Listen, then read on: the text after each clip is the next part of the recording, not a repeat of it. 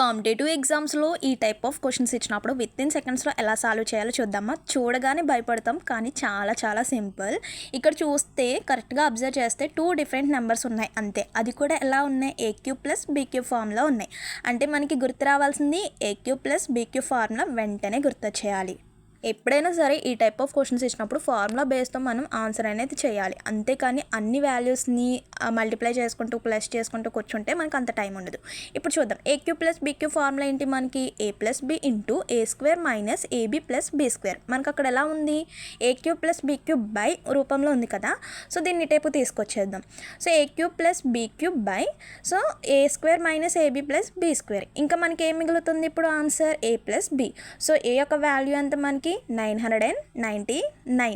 So ఇప్పుడు ఆ రెండు వాల్యూస్ని ప్లస్ చేసుకుందాం. 999 ప్లస్ 699. ఇక్కడ కూడా మళ్ళీ పెద్దగా కష్టపడిపోవద్దు. చూడండి, 999ని 100గా రాసుకుంటున్నాను, అలాగే 699ని 1 ఎక్స్ట్రాగా తీసుకుని 700గా రాసుకుంటున్నాను. సో ఆ రెండింటిని ప్లస్ చేస్తే 1700.